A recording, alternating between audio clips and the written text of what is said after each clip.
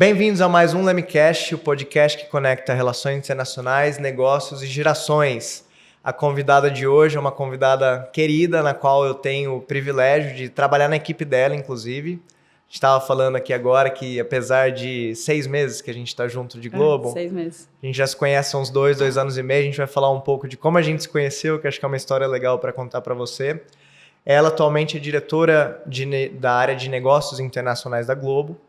E é um prazer estar aqui com você hoje, Ângela. Prazer é meu, Gui. Obrigado. Bom. Parabéns pela iniciativa, pela comunidade Leme, que eu venho seguindo já há mais ou menos esse período, 2 anos e pouco. Quase que desde o comecinho da criação. Muito legal estar aqui. Obrigada pelo convite. Obrigadão. Valeu. Ângela, você se formou em RI, né? E, se eu não me engano, eu estava vendo ali o seu LinkedIn, são 16 anos já de Globo, né? São 16 anos de Globo. Eu acho que teve uma passagem rápida de Anshan. Você acredita que o curso te deu, a gente fala muito do pensamento crítico, né? Da visão macro, aquela coisa toda, que até leva um tempo para você entender isso como algo positivo, né? Porque é um curso bastante amplo, né? E você consegue ver de tudo um pouco. Mas você acha que esse tipo de formação te ajudou para esses momentos de transformação de mercado, no qual você precisa dar um zoom out, pensar o que está acontecendo e depois um zoom in e pensar na sua estratégia, nas suas metas, em tudo que você precisa entregar? Eu acho que ele ajuda. Uhum. Eu acho que ele ajuda muito. Se eu estiver viajando, bagagem... fala também, tá? Não, eu acho que a bagagem que ele traz, em termos de... Eu acho que o jovem, quando entra na faculdade, é muito jovem.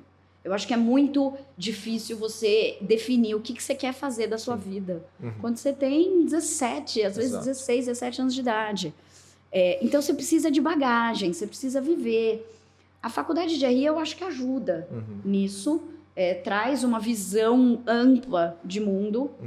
Mas eu ainda sinto um pouco falta do fechar. Tá. Do zoom in. Eu acho que tem muito zoom out, talvez, Entendi. e muito zoom in. Estou falando de 2002, quando eu entrei na faculdade, e especificamente da PUC, né, na época. Eu tive muito colega de faculdade que fez um segundo curso junto. Eu, na época, cogitei isso, mas acabei focando mais no estágio. Achei que a experiência profissional poderia me ajudar com essa experiência. Então, acho que vai muito de cada um, mas é importante somar, né? Acho que só o curso... talvez ele ainda seja um pouco amplo demais, ele não traz tanta ferramenta. Alguns cursos, acho que hoje tem cursos novos que vão... As grades mudam um pouco vão hoje. Mudando. Sim. Eu acho que a capacidade de você compor a grade com matérias de outros cursos, assim. Hoje eu estava falando com a minha sobrinha, né? Eu comentei com você que quer fazer RI, ela quer fazer RI fora. O legal do fora, e eu acho que hoje muita faculdade no Brasil faz isso também, é que você compõe a sua grade conforme o que você acredita que é mais essencial para sua visão de carreira. Então, acho que é muito individual, de cada um. Mas o curso traz uma bagagem. Acho que, acima de tudo, assim, ele traz repertório, leitura. Eu comecei a ler coisas na faculdade que eu não lia antes, quando eu estava na escola, né?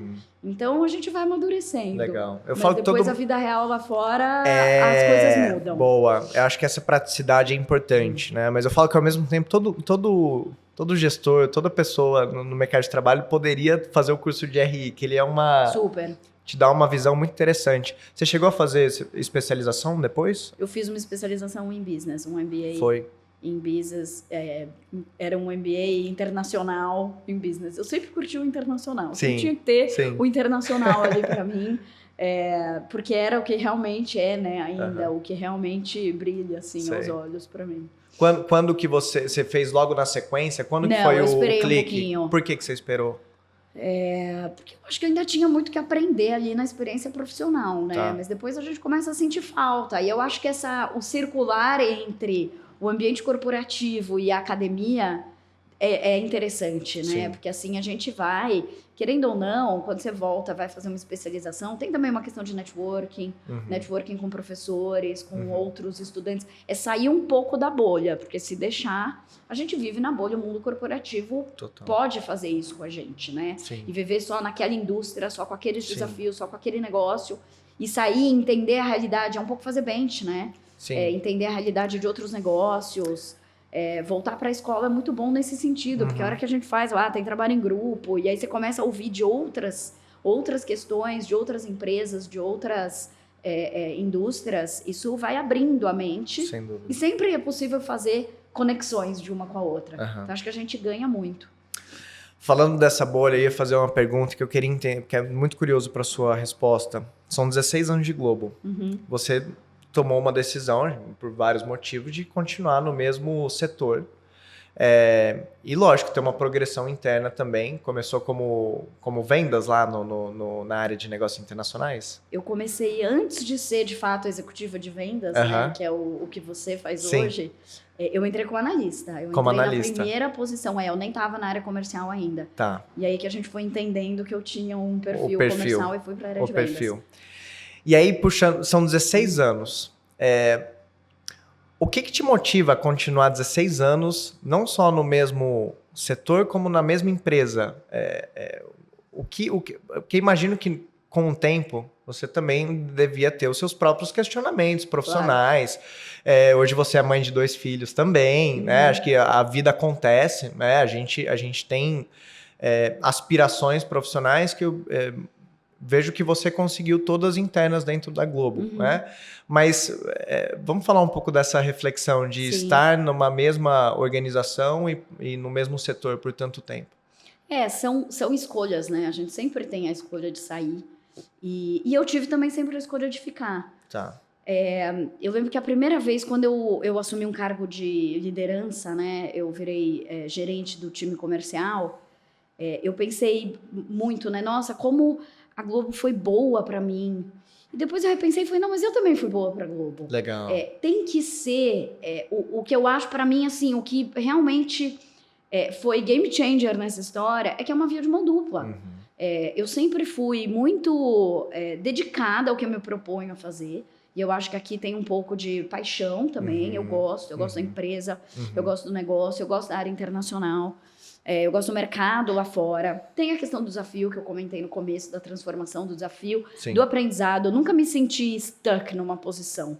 Tá. Nem em termos de carreira e nem em termos de aprendizado. Mas você correr atrás dessas novas oportunidades dentro? Sem dúvida.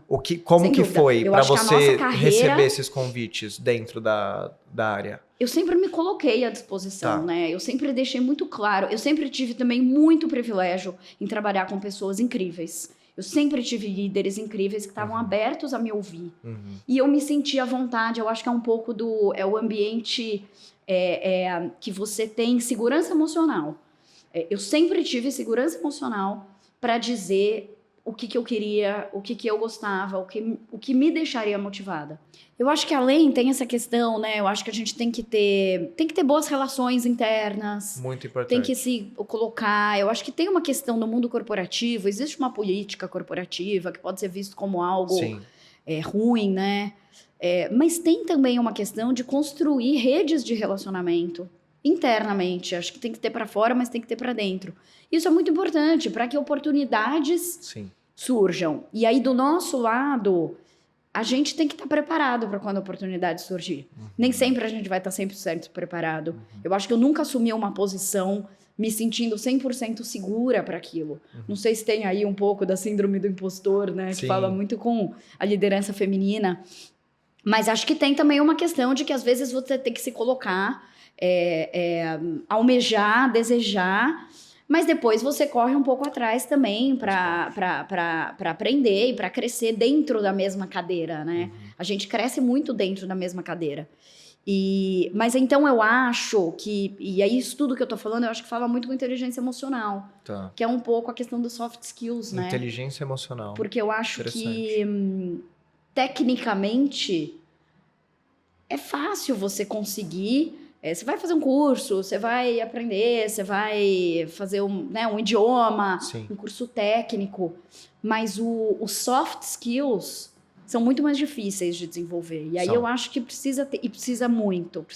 No mundo corporativo tem que ter resiliência, tem que ter maturidade, tem que saber se portar. Às vezes você tem que engolir sapo. Sim.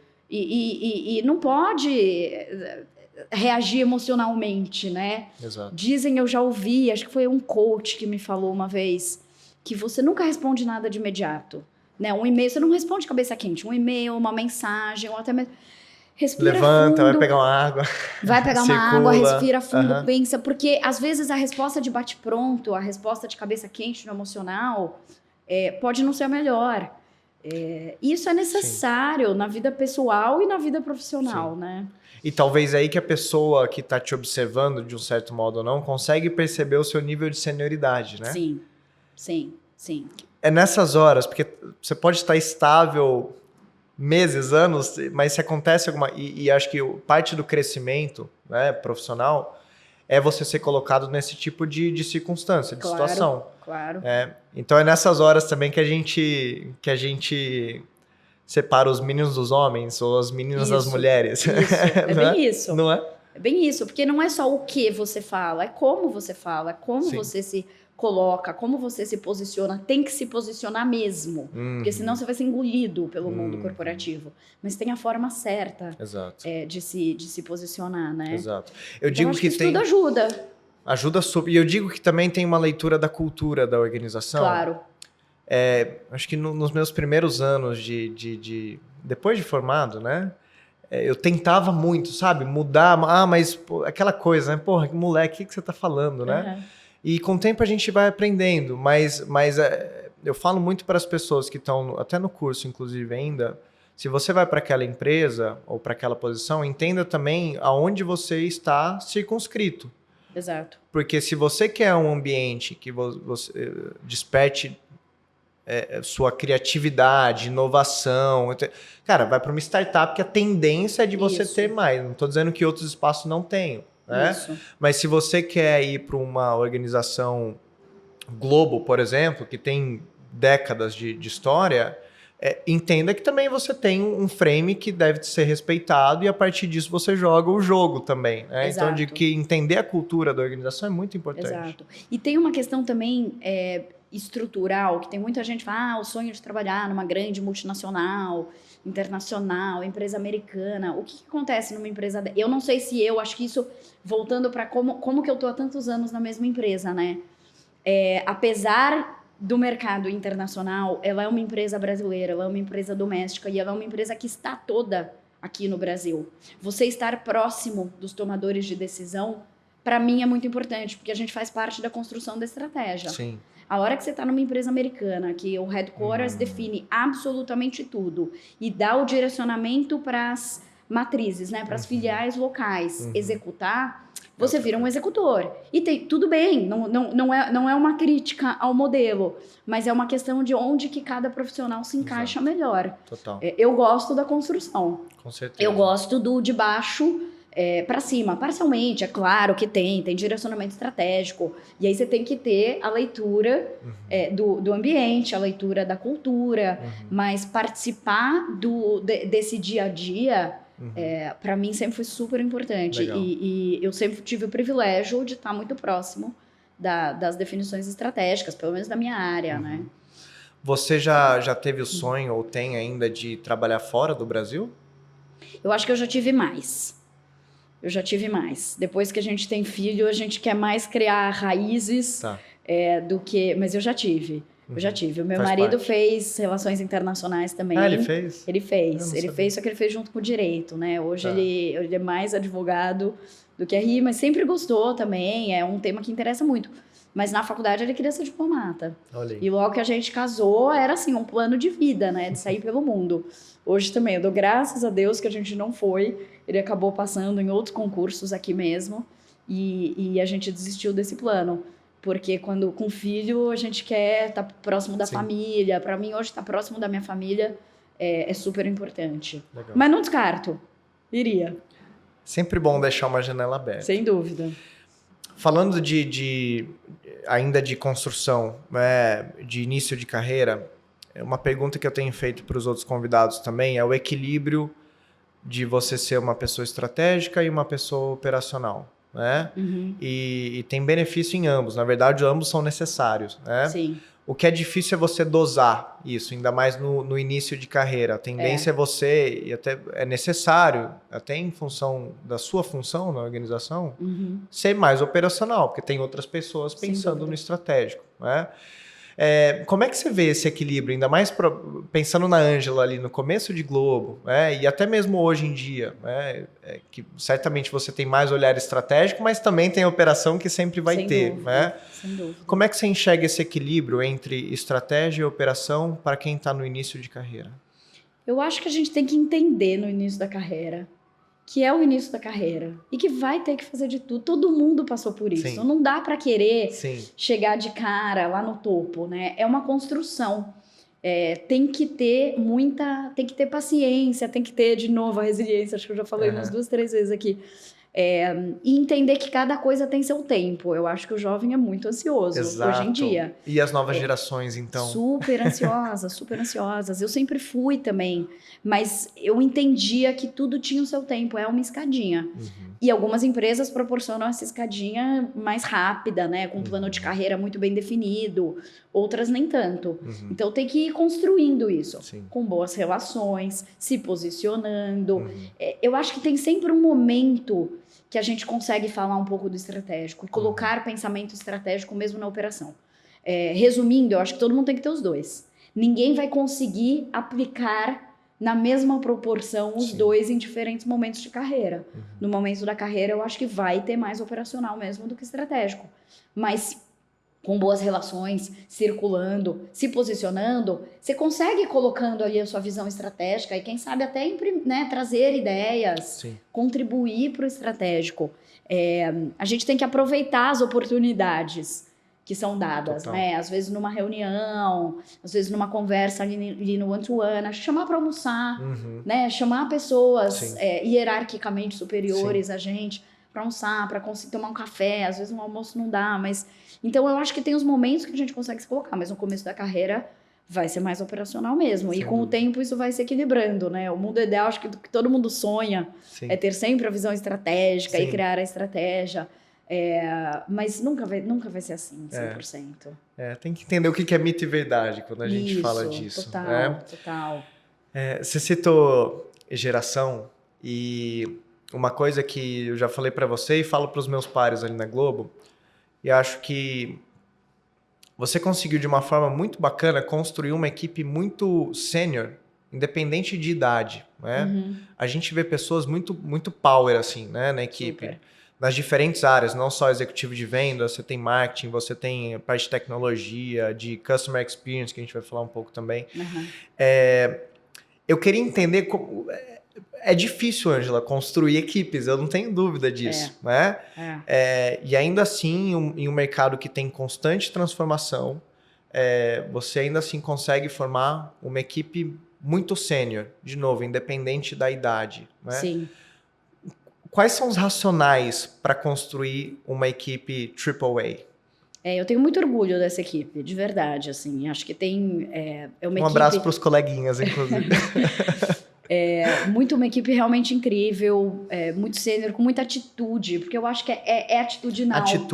É atitudinal, é muito mais do que técnico. O técnico é o básico, né? Tem que ter, todo mundo tem que ter, cada um na sua cadeira, com a sua função. Mas nas conversas, e aí eu deixo essa parte mais para cada gestor individual, eu deixo para o RH. Nas conversas que eu tenho, quando eu faço uma contratação, é sempre muito mais olhando para o atitudinal. Experiência vivida, mas mais do que experiência vivida, potencial de aprendizado. Que é difícil de captar, né? Mas em 2, 3 conversas? Em 2, 3 conversas é super difícil. Mas se a gente for trazer para o seu caso, por exemplo, né? Sim. Que foi uma contratação de 6 meses atrás, mas a gente se conheceu há mais de 2 anos. Exato.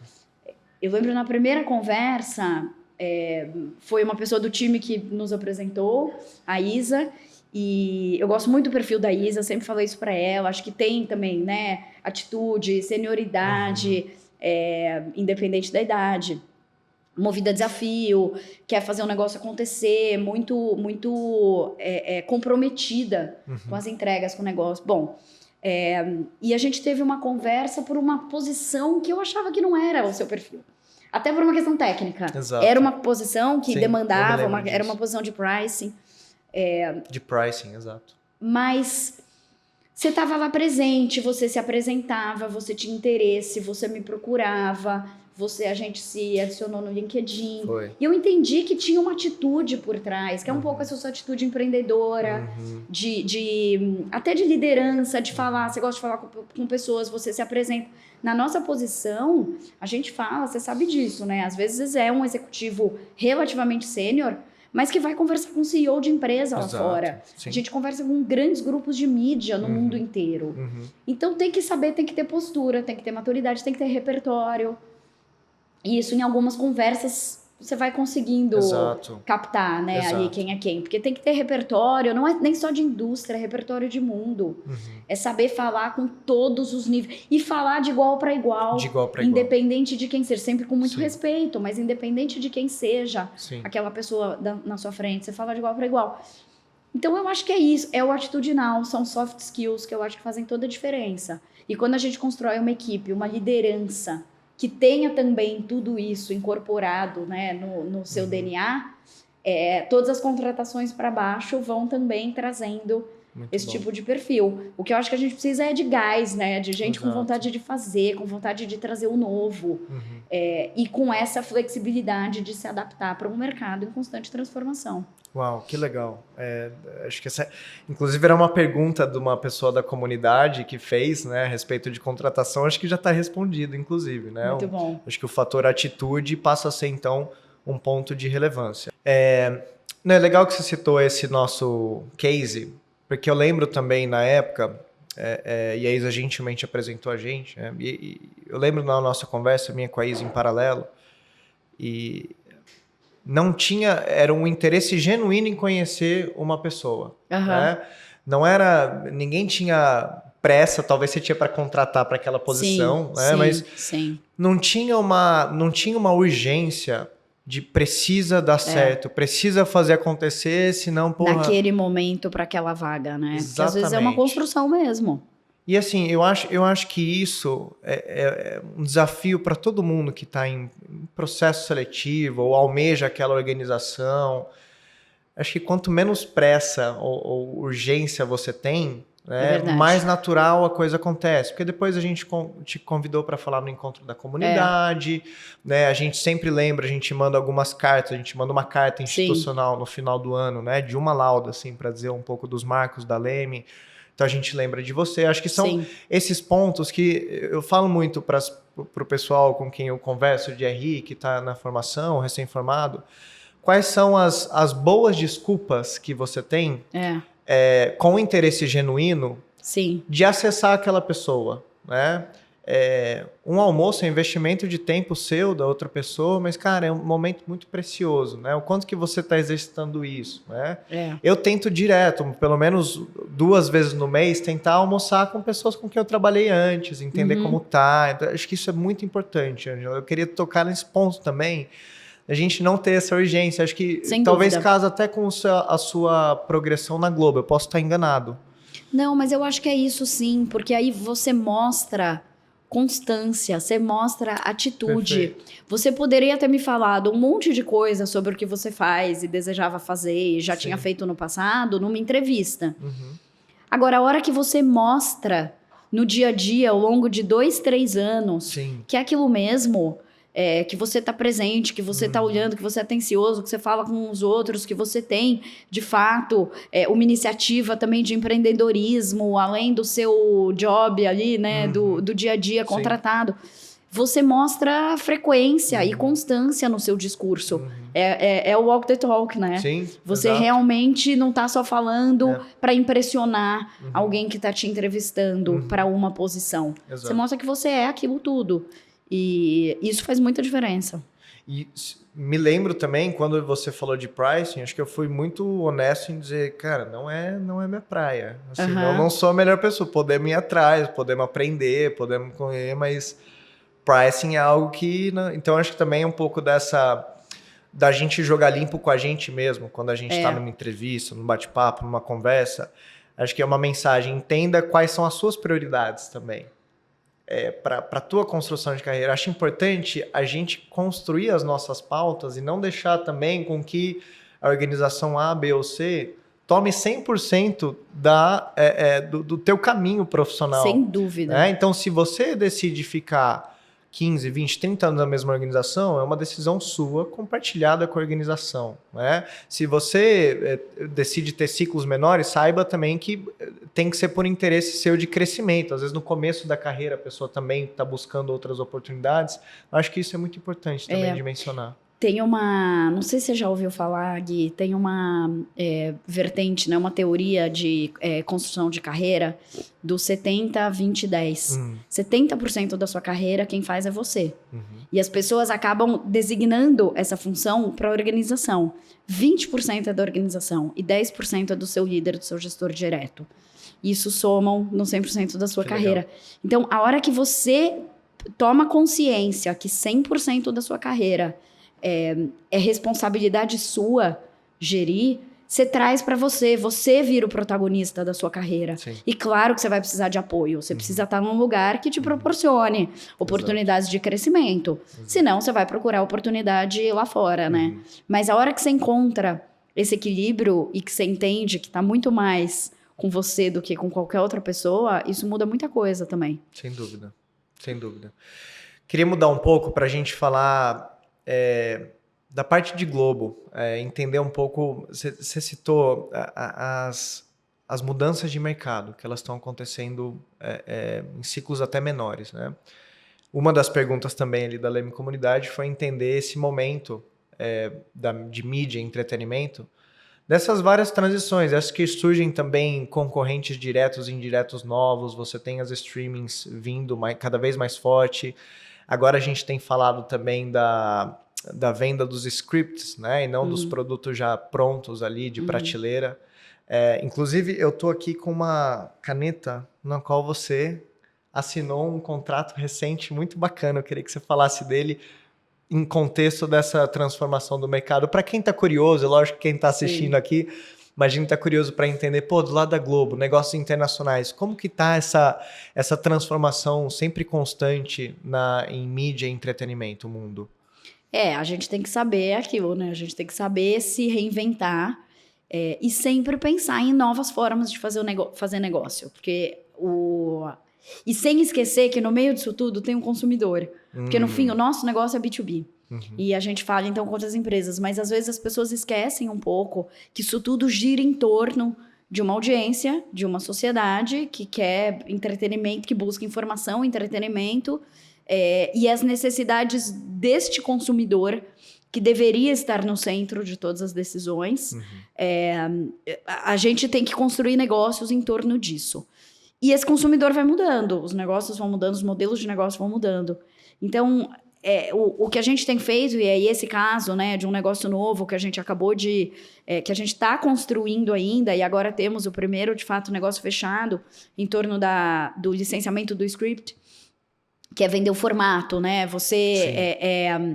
Nada mais do que a gente vende conteúdo que é produzido para o Brasil. E o conteúdo que é produzido para o Brasil pode viajar o mundo inteiro. Em alguns mercados ele vai ter maior ou menor aderência por questões culturais, questões de narrativa, questões até de físicas, às vezes, né? De imagem, de vídeo. E o conteúdo viaja bem, assim como o conteúdo internacional acaba sendo muito comprado no Brasil e consumido no Brasil. Mas a gente escuta muito dos nossos clientes lá fora que eles têm um desejo de fazer adaptações locais. A Globo é uma contadora de histórias, somos contadores de histórias, e isso a gente faz muito bem há quase 60 anos. Existe uma quantidade, né, de IPs, que a gente chama nessa indústria, que é a propriedade intelectual, que são as ideias que foram desenvolvidas ou não, tem até muitas boas ideias que não foram desenvolvidas, mas muita história que foi criada pensando no consumidor brasileiro.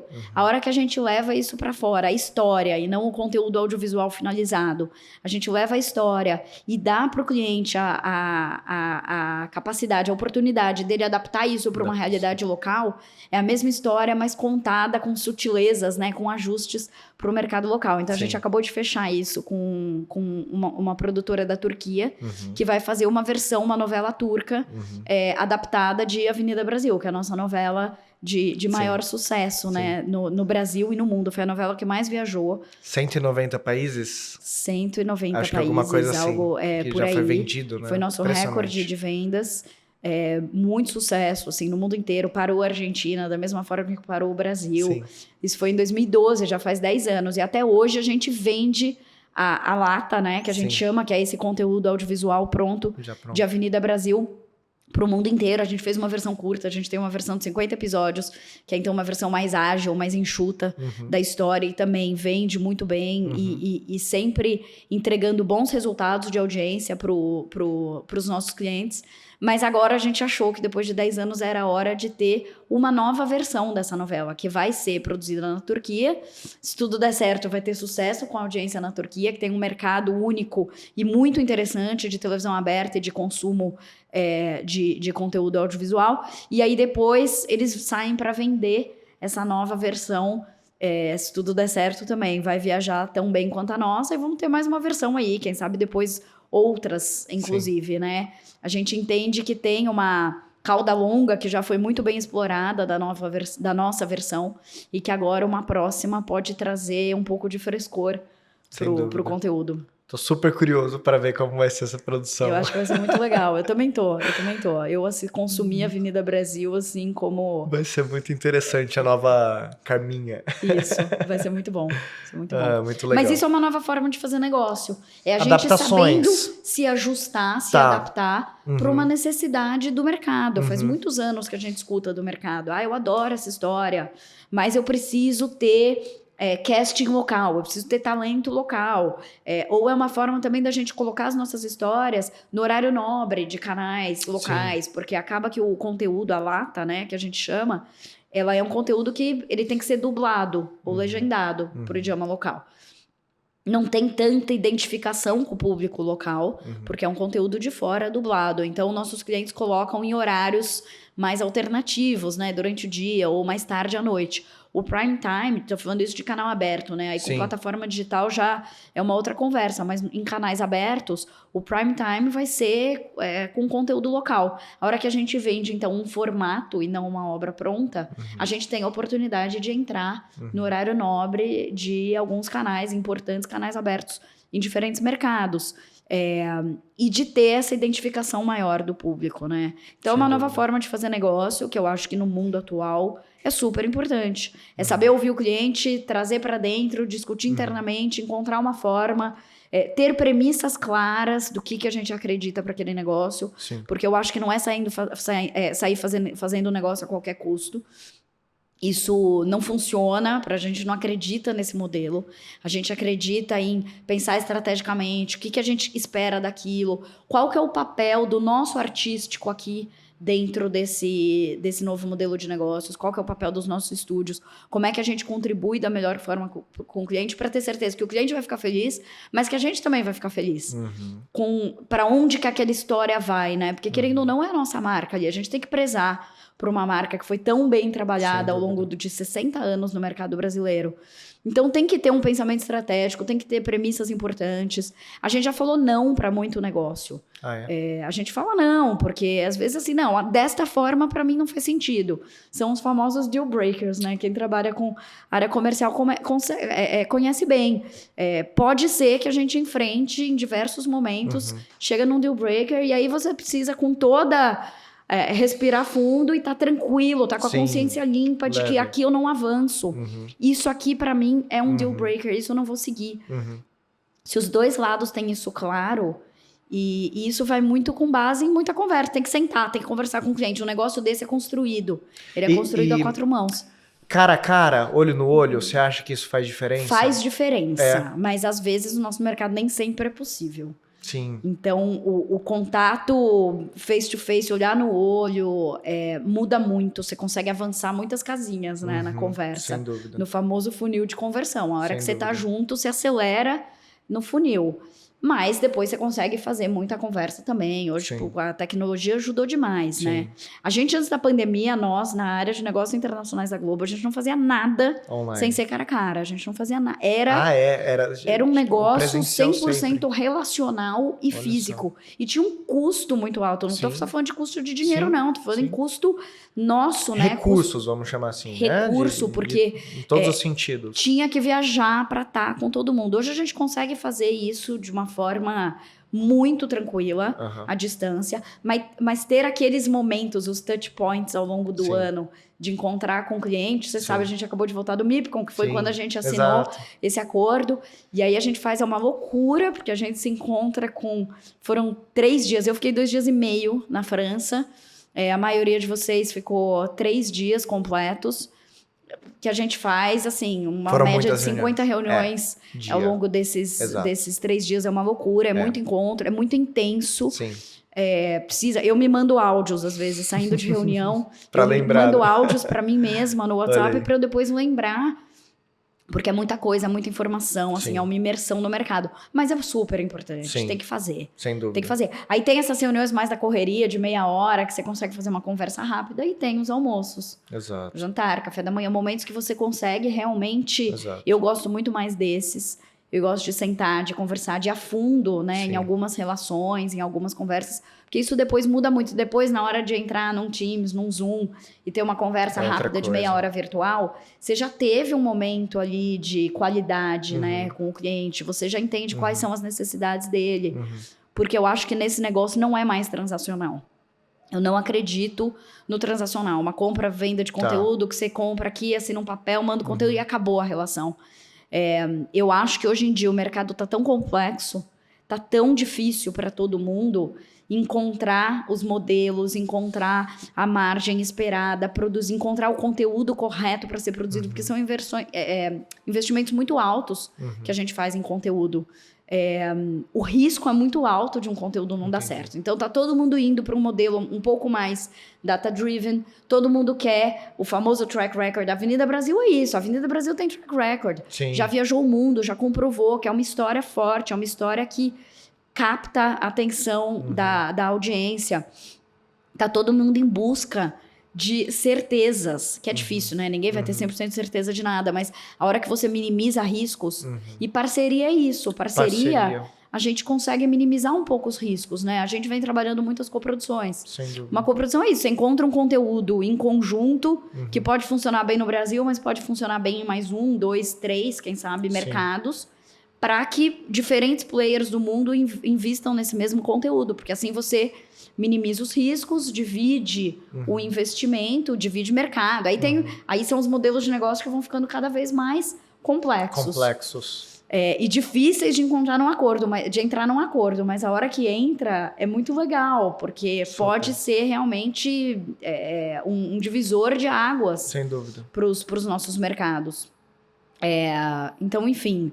Isso tudo precisa de muita conversa, precisa de olho no olho, precisa entender, você tem que se desarmar um pouco. Inteligência emocional, que você citou. Emocional. Eu tava pensando isso o tempo todo na sua resiliência. resposta. Tem uma negociação para fora e tem uma negociação para dentro também. Porque quando a gente volta, a gente tem que trazer as dores, as barreiras, as questões, tudo que a gente ouviu lá de fora, tem que trazer aqui para dentro para que todo mundo esteja mais aberto para esses novos modelos de negócio. E por isso você ter aliados dentro, né? A gente estava falando no começo da conversa, super né? Importante. Uau. Super importante. Uau. Só por curiosidade, não precisa ser necessariamente essa, mas no geral, as negociações, quanto tempo leva? Já que a gente está falando de inteligência emocional, resiliência... A gente está falando de muitas em torno de 1 ano. 1 ano. Negociações mais complexas, elas podem demorar 1 ano para acontecer. Menos de 3 meses, eu acho que eu desconheço, eu nunca vi. Um ano para você fechar Mas vai acordo. de 3 meses, às vezes 6, mas pode chegar a 1 ano. Uau. Estamos chegando para o final e tem algumas perguntas que eu queria fazer sobre Ângela e tentar resumir um pouco a nossa conversa. Tem uma curiosidade que eu pergunto para quase todos que estavam aqui. O maior mito que você teve, que você já ouviu do mundo corporativo? Um mito assim, cara, isso não... Total mentira, assim, isso. Depois de tantos anos aí, experiência no mercado. Olha, eu acho que a gente tem que entender, no mundo corporativo, que a gente trabalha com pessoas. E pessoas são vulneráveis, têm suas necessidades. Então, assim, um ambiente, que todo mundo é muito amigo, porque todo mundo estamos juntos. Eu acho que a gente ainda não chegou nesse ponto. As corporações estão avançando muito. Eu acho que hoje a pandemia fez muito isso com a gente, né? A pandemia trouxe o trabalho para dentro de casa. Então, as pessoas se humanizaram mais. Sim. Eu acho isso um grande avanço nosso como sociedade e principalmente no mundo corporativo. Hoje, tudo bem eu fazer uma reunião, dependendo da reunião, claro, com a minha filha de 4 anos que está doente com febre em casa e eu estou trabalhando de casa e ela está em casa, porque ela não pôde ir para a escola. Antes isso era inimaginável, né? A gente não podia ser, ainda mais mulher. Então, eu acho que a gente evoluiu muito, mas não dá ainda para achar que é um mundo cor-de-rosa, onde todo mundo se adora, onde todo mundo é amigo, vamos dar as mãos. Sim. Porque não é bem assim, né? Sim. Ainda tem muita agenda oculta, ainda tem... A gente tem que lidar e entender que é difícil. É um mundo que pode ser um pouco predatório, em alguns ambientes mais, outros menos. Eu acho que eu vivo isso com uma intensidade, assim, baixíssima. Graças a Deus, isso é parte do que faz eu estar aqui. Ainda, né, firme e forte, porque eu acredito nesse mundo um pouco mais humanizado, mas lembrando que cada um tem o seu desejo, cada um, às vezes tem divergência mesmo, lógico. Suas aspirações, às vezes eu quero uma coisa, você quer outra, aí tem que levar para uma instância maior. Tem ali um jogo de poder que é real, né, que existe. Então, acho que quando falam que acabou, que o mundo corporativo, não é bem assim. Isso eu diria que é um grande mito. Que aspirações você tem daqui para frente? Eu acho que falando. eu tenho... A gente vê muito conteúdo internacional ganhando espaço, né, no mundo. E eu acho que o conteúdo brasileiro tem muito potencial para ser o próximo. Um grande hit internacional aí que ganhe... Hoje em dia é muito difícil, porque o mercado está muito pulverizado, né? As plataformas digitais dividiram muito a audiência, tem de tudo um pouco, tem muito conteúdo nichado. Então, ter um grande hit internacional é muito difícil. Mas eu acho que a gente tem capacidade de produzir grandes hits internacionais. Acho que a gente está mudando muito a nossa forma de fazer conteúdo. Não quer dizer que não vai fazer conteúdo para o brasileiro. O conteúdo da Globo vai continuar sendo... É o principal foco, claro. Para o brasileiro, com um olhar muito forte para o mercado doméstico.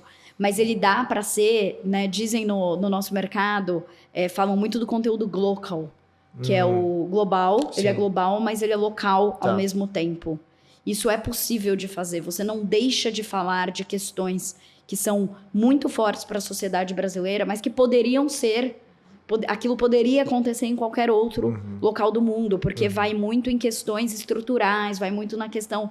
Do personagem, do que é muito mais sensorial do que do fato em si, né? Pode ser que seja uma série, enfim, sobre um crime.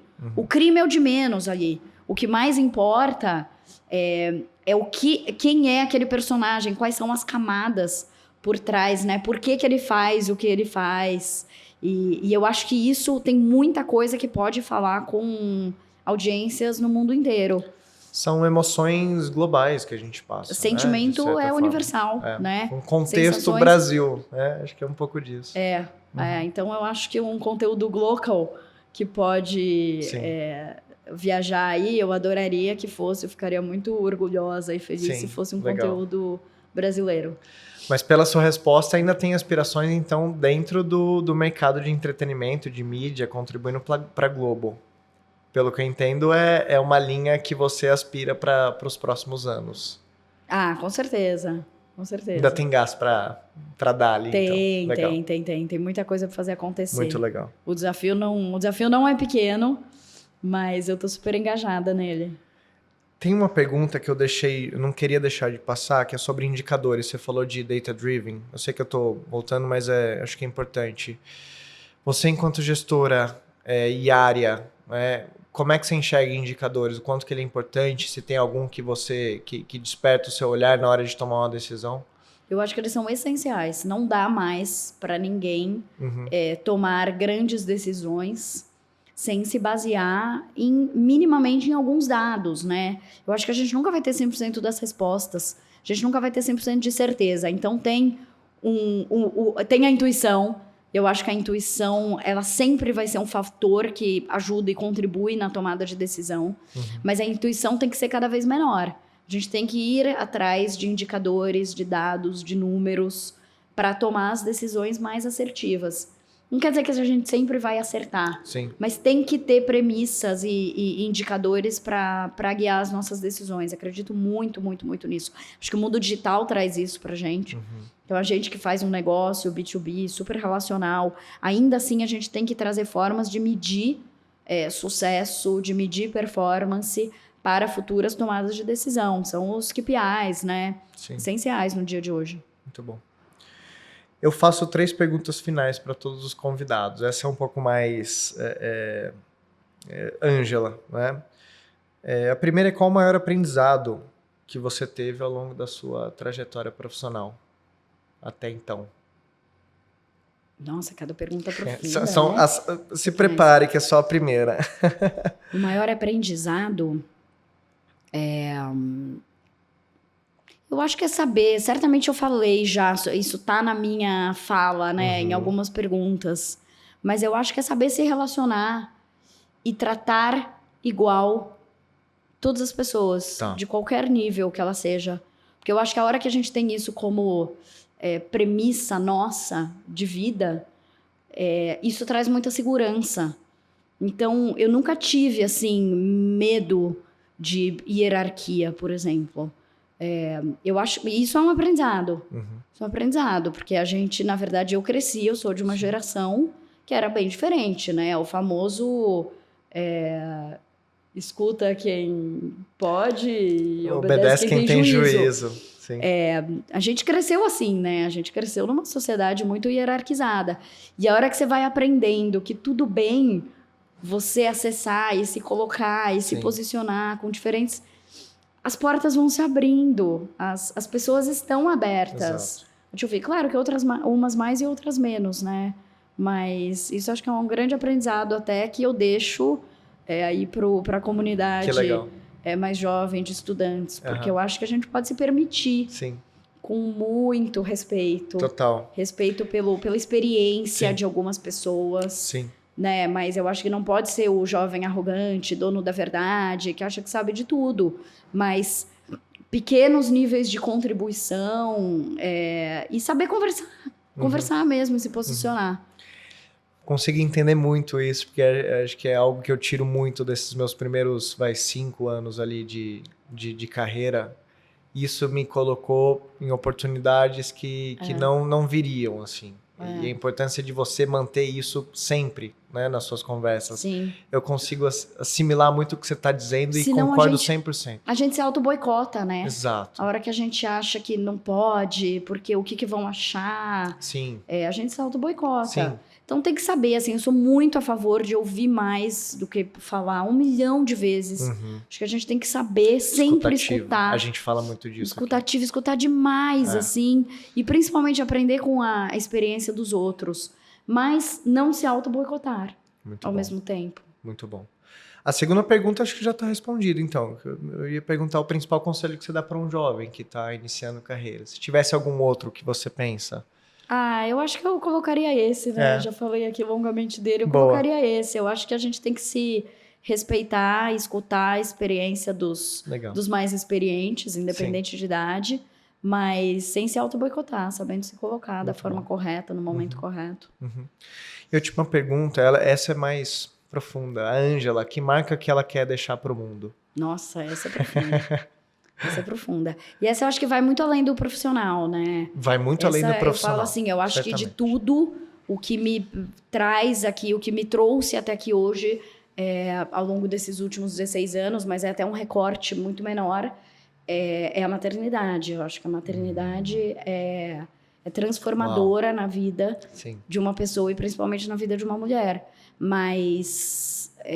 não só da mulher, né? Do homem também. Acho que na vida de uma pessoa, assim, você trazer esse claro, eu consigo a semente entender que a gente o que você deixa, tá dizendo. Claro. É a semente que a gente deixa para o mundo.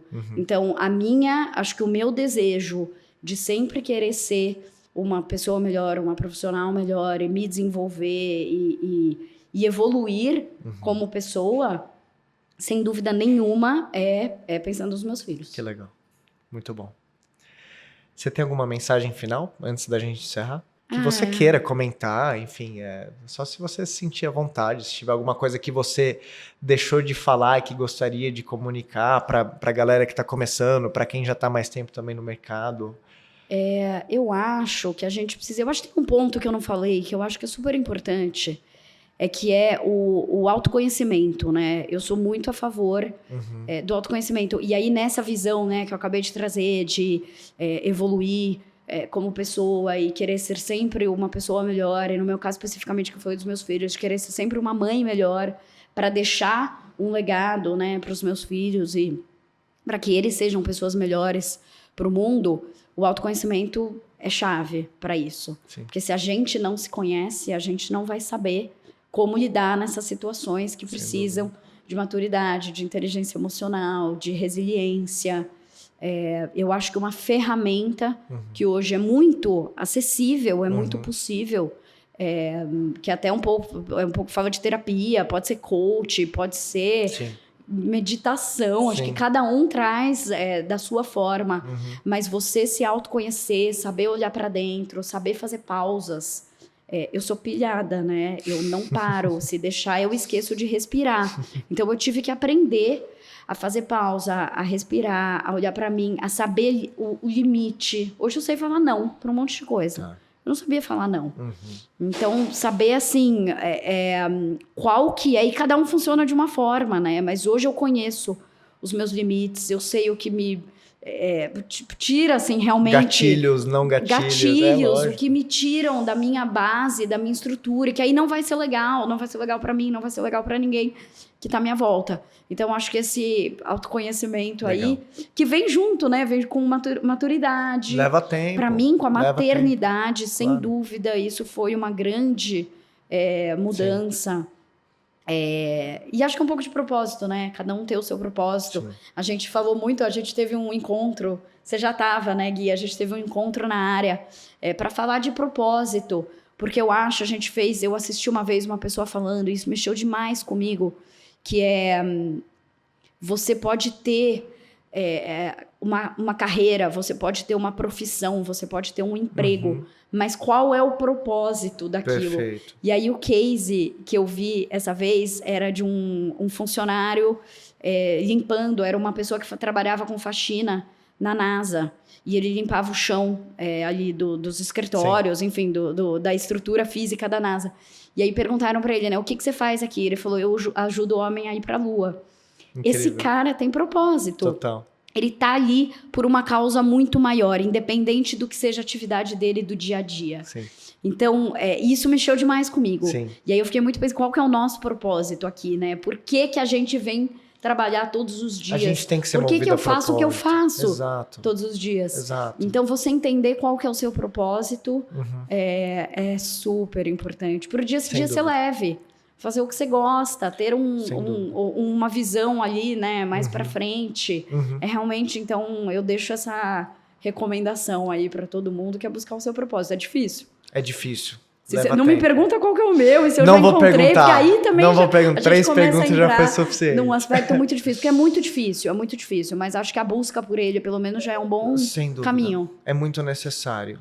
E acho que para fechar, acho que a gente concluiu o propósito do episódio de hoje, que é de falar de RI, de negócios, de conectar gerações. Eu falo muito, esse é um propósito pessoal meu, de conectar gerações. Muito bom. Eu acho que em todos os sentidos, tá? Não só de profissional e negócio, acaba que, em função do contexto, o Lemcast também tem um pouco disso, mas acho que se todo mundo enxergar os benefícios que tem de você conectar gerações, acho que a gente teria uma sociedade muito melhor. Né? Com certeza. Isso começa pela escuta, começa com você entender o outro, com você estender a mão. Os resultados disso são inúmeros. Então, sem dúvida. Eu acho que isso que é o que move projetos, faz ele continuar, dar vida, energia para todo mundo que faz parte, né, desse contexto. Muito então, bom. Parabéns pela iniciativa. Eu agradeço, Ângela. Obrigado pelo seu tempo. Estou muito feliz de você ter sido uma das entrevistadas dessa primeira temporada. Obrigada. Até por toda essa nossa trajetória, eu fiquei feliz da gente ter registrado aqui também. E um último registro da apreciação que eu tenho por você como Obrigada, pessoa, Gui. como gestora, como mãe, que eu vejo que você leva muito isso consigo. Acho que no fim a gente está falando com pessoas, né? Com humanos, acima de tudo. E calha de trabalharmos juntos com um propósito em comum para uma organização, né? Acho que se no fim a gente vê o ser humano do outro lado, é natural que as coisas fluam muito melhor, como foi esse papo. Então, obrigado mesmo pelo tempo. Obrigada a você. Obrigado. Valeu. Esse foi mais um episódio do LemiCast. Espero que vocês tenham gostado. Não deixe de acompanhar a gente nas redes sociais. Obrigado.